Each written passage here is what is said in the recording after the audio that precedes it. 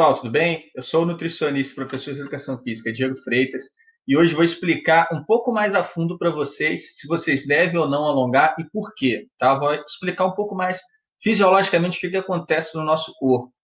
Então vamos lá. Para começar aqui a apresentação, vou apresentar o livro que eu utilizo para me basear, né? Vocês acharam que eu estou tirando da minha cabeça. É um livro de fácil leitura, tá? Eu faço até a recomendação para quem gostar do assunto. É um livro que não foi caro e é bem interessante, uma leitura bem tranquila. Então vamos começar, pessoal. Aquecimento. Por que a gente deve aquecer? Primeira coisa que o aquecimento faz é elevar a nossa temperatura corporal e dos segmentos corporais. Isso faz com que a hemoglobina, a gente sabe que o oxigênio, ele não circula livremente no sangue, ele se conecta à hemoglobina, né, que é uma proteína que carrega esse oxigênio até disponibilizar esse oxigênio ao músculo.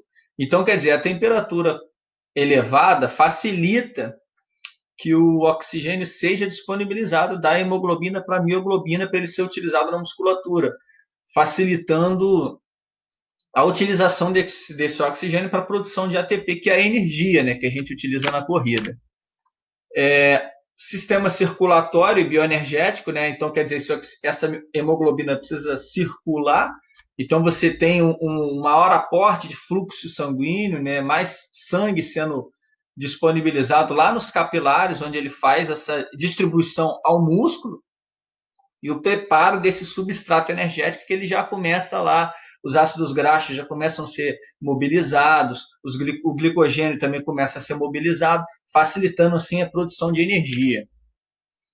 Ele estimula as interações neuromusculares, deixa eu chegar minha carinha para cá, a coordenação motora fica mais apurada, né? As próprias junções articulares também, como é o próximo tópico, aumenta a viscoelasticidade músculo-tendínea, né? Então, quer dizer, você precisa recrutar essas fibras musculares, essas fibras musculares precisam ser ativadas, tudo isso acaba o aquecimento colaborando. Então, vamos lá. Então, com relação ao aquecimento, a gente usa o princípio da especificidade, que é o aquecimento ele tem que ser específico, né? Muita gente acha, não, para fazer musculação eu tenho que fazer 10 minutos de bicicleta. Não necessariamente, até pode, também não mata, né? Pelo menos eu nunca ouvi falar. Mas você pode ali no exercício específico que você vai fazer uma série antes, duas, né? Enfim, a depender do seu tempo, né?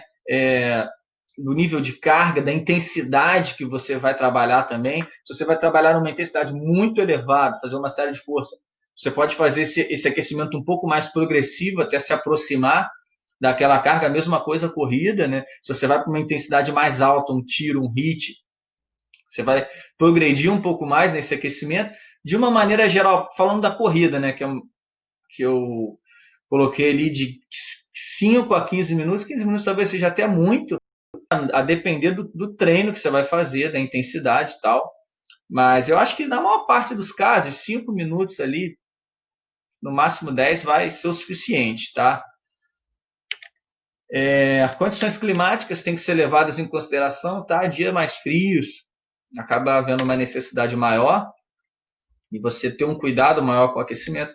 O aquecimento acaba sendo um aspecto motivacional também. Às vezes você está com preguiça, você está sem vontade de fazer exercício, então já é um preparo psicológico, o seu organismo já se acostumou com aquilo, então também vai ter essa contribuição. E por todos esses aspectos que eu apontei fisiológicos no slide anterior, geralmente quando você faz um bom aquecimento, você tende a ter uma performance um pouco melhor, tá? E também possivelmente diminui os riscos de lesões. Isso é um pouco até controverso, algumas pessoas discutem, é um tipo de pesquisa muito difícil de ser realizado, mas a gente pode criar hipóteses, tá, que diminui o risco de lesão. Então vamos lá, mais especificamente agora com relação ao alongamento, a gente tem principalmente 3 tipos principais de alongamento. O primeiro é alongamento estático, aquele que o pessoal fica segurando e tal, fica um tempo ali. É o alongamento dinâmico, aquele que você faz movimentando o corpo, né? você também está alongando a musculatura, é um alongamento mais específico, dependendo da modalidade esportiva. E você tem a facilitação neuromuscular, que é aquele que você primeiro faz uma força contrária com a musculatura, e aí depois, sim, você alonga ela, tá?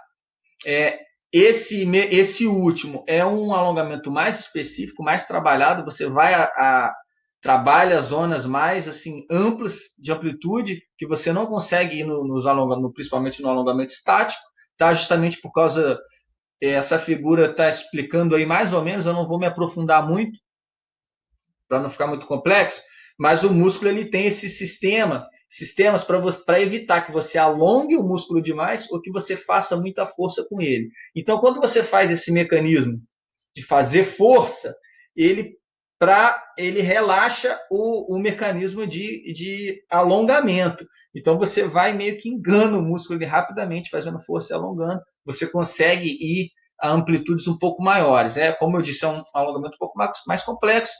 Você força um pouquinho mais a musculatura, o tendão, a articulação. Geralmente a gente indica o acompanhamento de profissional para fazer o uso dessa técnica, né? Que ela é mais voltada para ganhos de flexibilidade, tá? E aí precisa de toda uma prescrição, de todo um acompanhamento, diferentemente dos outros dois estilos que são um pouco mais seguros, se é que a gente pode dizer, principalmente se você fizer pouco tempo ali, muito se discute se faz bem ou se faz mal. Eu acho assim, se fizer um pouquinho, 10 segundinhos de estático ali, sem forçar mal, também não pode até não fazer bem, mas também não vai fazer mal, né? Tanto que a gente faz há tanto tempo. Agora, de um modo geral, não é muito indicado um alongamento muito forte, tá? Muito específico de uma maneira geral, tá? Porque ele também vai seguir, né, a especificidade da atividade, algumas atividades, dependendo da modalidade esportiva.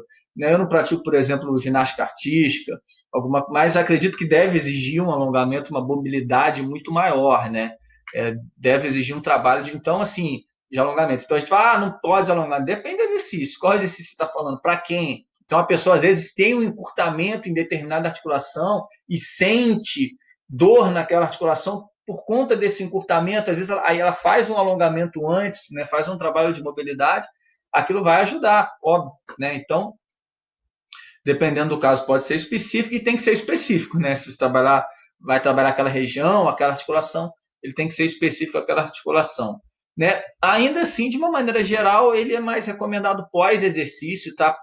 Tem alguns estudos que mostram algum comprometimento na performance, não é muita coisa, né? E é aquilo que eu falei, principalmente quando é um alongamento mais forte, mais potente. Não aquele alongamentozinho básico que, na verdade, não vai fazer nem bem nem mal, não vai atrapalhar nem nada. Pode até ser uma etapa de um aquecimento, o início do aquecimento ali, não vejo mal também.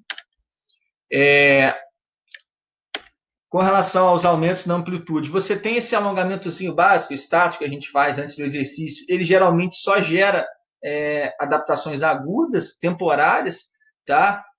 Isso que a gente faz uma vez, 10 segundinhos e tal, para lá, para cá.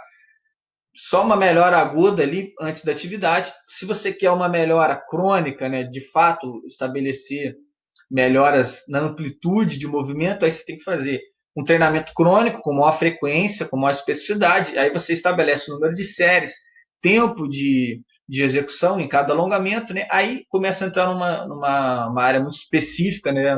Você pode fazer de 2 séries, por exemplo. Botei ele como exemplo, tá? De 30 a 60 segundos, 3 vezes por semana, 4 vezes, 5 vezes na semana, tá? Aí é uma coisa mais específica para ganhos de flexibilidade. Não tem nada a ver não tem nada a ver com fazer isso antes do exercício, ou fazer antes ou depois do exercício. Seria um exercício específico, o alongamento, tá? Para ganhos de flexibilidade. A falta de flexibilidade pode aumentar o risco de lesão, que é aquilo que eu falei, né? Em casos específicos, não pode alongar antes. Depende. Em caso específico, pode ser necessário. Assim também como a hiperflexibilidade, se você se alongar demais, aumentar demais a flexibilidade, você pode até favorecer uma luxação, algum tipo de lesão durante alguns exercícios. Isso depende muito da especificidade do esporte que a gente está trabalhando, do indivíduo, lesões prévias, intensidade de treinamento.